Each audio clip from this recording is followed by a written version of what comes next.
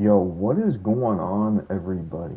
Today, I'm gonna be talking about 5 items in Survive the Killer that I think you should invest in.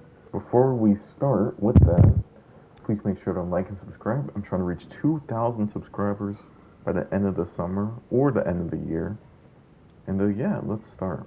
The first item is gonna be the thumbnail of the video. It's gonna be Whisper Axe.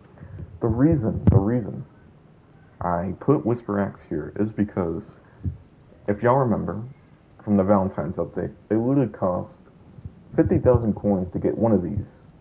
Now with that, I when I first saw it, I thought it was gonna be like another Radiant Desire type of knife. If y'all don't remember about Radiant Desire, that was a Valentine's knife last year, and that cost 75,000 coins. It's the gray Radiant Heartseeker. That's all of it. And so that peaked at like what 2 mil or something like that. I think this knife can peak around like I don't know the high K's, the high like 800K to 1.2 mil type of area. But the thing with that is this knife is limited, and if you don't know about knives that are limited, they tend to like just not get any love by the community. The community mainly loves spectrums. Understandably, they look cool in the inventory and everything. But imagine, all I'm saying is, if Whisper was a spectrum knife, I feel like it'd be much higher right now. That's all I'll say. But yep, that's the first item that I think people should invest in. And I'm about to die. Alright, hold on.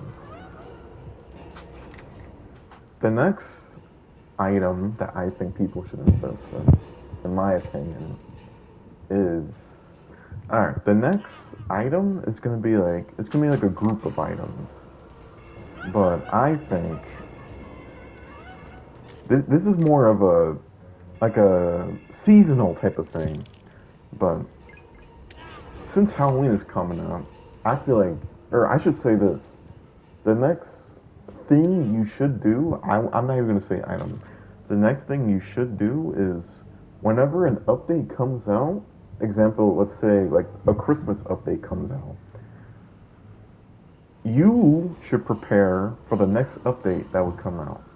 So for that instance, from the Christmas update to the Valentine's update, during that time, I would say try to get all the Valentine's items you can, while also maintaining other knives and items from the other seasonal events.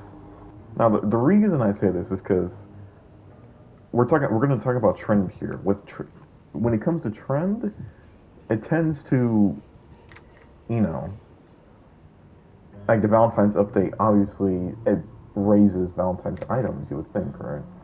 That's what happened with Halloween last year, with with Axar and Arak and I think even Vamp, I think, or something. Or not Vamp, but Hollow's End and Fang 21, Thing of the Black Widow, with last year's Halloween. Stuff like that. Just, I'm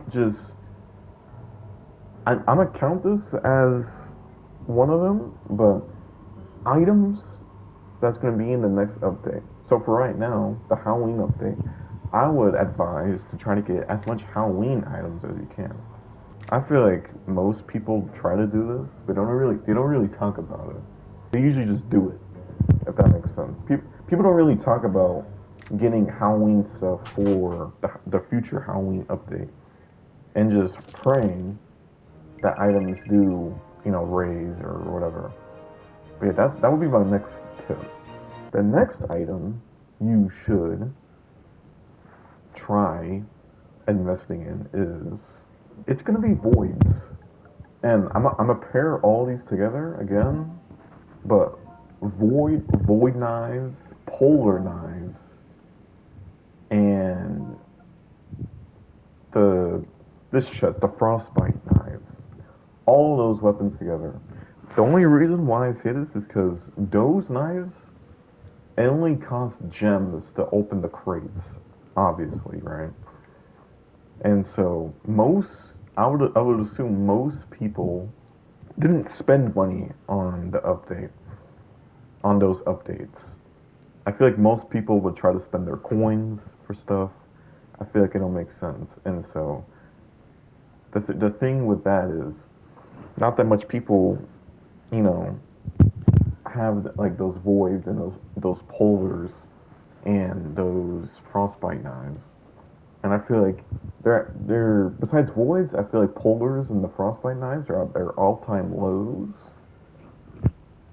And so I feel like you should get them now in case they do rise in the future. Kind of like how voids rose in 2024. My fourth investment option is going to be Pole Clucky. The reason why I say Pole Clucky is because I'm pretty sure, if I am right, that killer costed 1,200 gems to buy when the St. Patrick's update came in 2024. And we were just talking about how the crates for voids, polars, and frostbite knives were costing money too. It wasn't 1,200 gems each. It was 300 gems. So imagine Pole Clucky potential. I feel like that'll be really good, dude. Like I have so much stock in Pole Cookie of Rising and everything. I really like Pole Cookie for its potential. Actually, I do have a trade saved on my phone of trading Prime Radiant Heartseeker, which is like 4.75 mil, for 8 Pole Cookies. I do remember that actually. 'Cause I thought it would have been raised by now, but nope, hasn't raised yet. We're gonna talk about the St. Patrick's Day update again. I feel like Dynamo has good potential too. And I guess it did just drop in galaxy values. Obviously not my stuff. Not my stock. What is this game?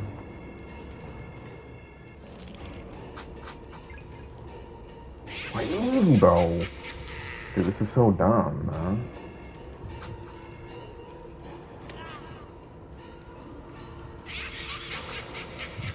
Come on, man. Why are we camping?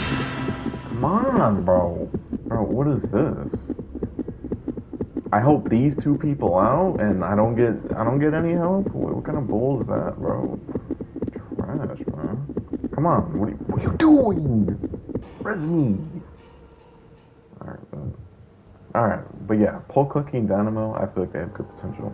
I'm gonna give an honorable mention to one thing you shouldn't invest in. So don't invest in these. Please don't. And that's gonna be permanent stuff. Permanent stuff is vouchers. Yes, that includes vouchers. Vouchers, sets like Malvis set, Voldar set, Dread set, etc. Don't invest in permanent stuff, bro. The only reason I say this is because it's permanent. Everyone can buy this at any time. It's just never gonna be that good. That's my honorable mention stuff to not invest. Please don't. My last investment option that I think people should invest in is Grimsley Slicer. And the reason for this, Grimsley Slicer literally costed, so a briefcase costed 99,000 coins. Now, sure, the briefcase is permanent, sure. But 99,000 coins? That takes forever to get if you're not buying coins, right? 99,000 coins to have a chance, a literal chance, to get Grimsley Slicer. And with Grimsley Slicer, it was also not permanent in the briefcase as well. It was really a limited time deal for 2.5 weeks. That Grimsley Slicer was in the briefcase. I feel like if we're just going by just logic, obviously I feel like it should raise in terms of just rarity and how hard it was to even get this knife in the first place. Now, I personally think it's at its all-time low. Like personally, I do think it's at its all-time low. Here, I'll add an extra tip actually. If an item is at an all-time low, don't trade it. I don't know why people will be doing. They like panic trade for some reason. One like, dude, that this is my tip to people whenever they ask how I have a nicer inventory. I didn't trade items when it's at its all-time low. How did I just die? Yo, this game is like, yo, let's get serious, right? But anyway, what I did, you don't trade items at its all-time low because obviously you're not going to get the most amount that you're going to get from an item, obviously, right? Like, let's give an example. Let's say I'm gonna exclude permanent items. Let's say like Fang of Fortune or the new stuff. Fang of Fortune and the Sky Save. I personally think it's at its all-time low because it just came out. It was the latest update, right? But like, why would you trade them now?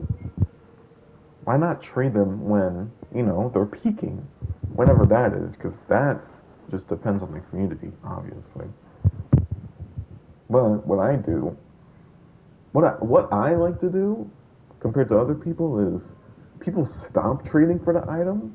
I like trading for the item when it's at its all-time low, in case there is a potential that I think that the knife has. The reason I have 14 of these, most people like knives for its designs. Or just, not even knives, just anything. Most people like anything for its design. And obviously, I mean, this looks sick, right? It's literally a butterfly on a knife. Who wouldn't like this is the real question, right? And that's just one example. Another example, as I said, was Fang of Fortune. But here, let's scroll down. Like Snuggle Slicer. Like I feel like Snuggle Slicer. It's a cute little knife. I actually do like it. I do like it. Like just stuff like that. That's my tip. Don't trade items when it is at its all-time low.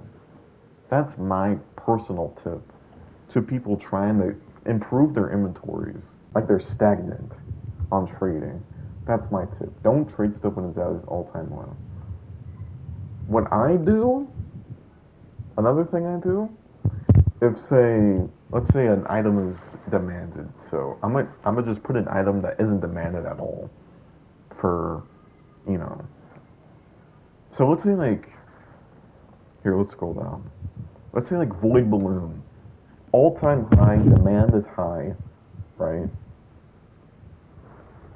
So let's say all time high, the demand is 500K. Obviously, it's not 500K, it's 250, but this is an imaginary world. Void Balloon, it's at 500K, right? Demand wise. What I like to do is use that demand, which is 500K, and downgrade.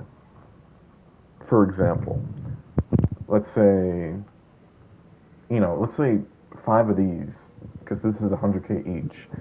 I would trade this for five of these, and hope, because it's all patience at the end of the day. It's all patience, and you got to be patient and hope that these will be good in the future, so you can downgrade even more, and that's how you grow your inventory. That's how you grow having the amount of knives in your inventory, and not even just knives. I don't know why I keep bringing up just knives. Just killers too. Cabins. If you want to collect crates, I wouldn't advise to, but you know what I'm saying. That's how you grow your inventory.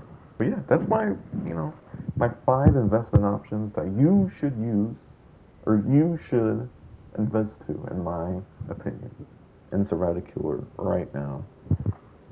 And I even give you a couple little tips if y'all want to use that.